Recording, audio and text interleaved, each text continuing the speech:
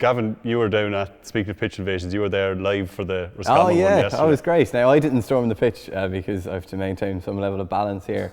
But I did get soaked, as most people do in Salt Hill. It was about 4 hours in the front. As did Tommy Tiernan, who was sitting by me. I was basking in the reflection of greatness. Tiernan was wearing like a fedora and like a velvet, or I suppose maroon smoking jacket. He looked very, very slick. He looked the part. But in terms of the game itself, it was in Kevin McStay parlance, a scutcheon. Roscommon wanted it more. I actually think they had the better players. But this is often the thing with Roscommon, where when fans and when the public and the media expect it the least, Roscommon will pull a performance out of nowhere.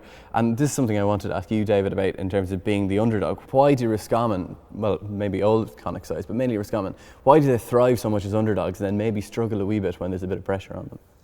Gavin, every single Connacht team loves being the underdog. Yeah. Absolutely loves. If you take, look at, there's fine footballers in every county, but there's this intense rivalry to say, and it was very evident in the Mayo Galway game, where Galway were more or less coming out, beating their chest, saying they don't rate us. They're still not giving us credit for last year. How they even some of the players came out after the game and said how we were written off and that. So when the stakes are turned and you're going, well, now we're the favourites, and Connacht teams don't handle the favourites tags well. Yeah. And again, inferiority complex. No Connacht team has it because they all hate each other. That's the reality. And and I did say it going into yesterday's game, that Roscommon wouldn't hold any fears of Galway because they've done it before. If the stakes are turned, there is a tradition of Mayo have constantly got the upper hand in the Roscommons of this world. But they didn't fare, and it was brilliant for Kevin McStay and Liam McHale.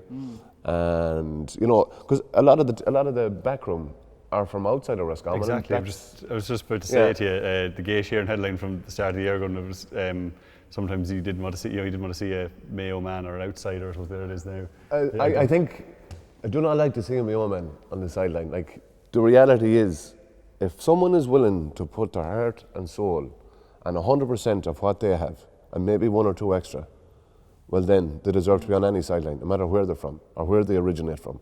I have to say, one thing I liked yesterday, and you're going, I don't know what kind of a yup he gave to himself when he went into the dressing room, because he left the pitch before the final whistle. He did a Mourinho, yeah. Because you know what, it's not about him either, and that is the one thing. There was honesty of effort and absence of ego was a sign on the dressing room wall. And by Jesus, there was an absence of ego in the way he presented himself yesterday. It was brilliant. Yeah, he was very emotional after the game as well. A lot of pressure. Like, when you're living and you're being like, they're very personal remarks. Yeah. Now, it is a very professional game, but it's we're still amateurs. They're still amateurs. And it's when you go through a hard league campaign, you only win your last game. You concede 118. And he did say it's all about the championship, but at the end of the day, what else is he going to say? When you're losing every league game, but that's what managers have to do outside of football. They have to make up stories for us three, and they have to make stories for the dressing room, the 30 guys, and there's a lot of boxes to be ticked when you're a manager, but every one of them was ticked by Kevin McStay yesterday.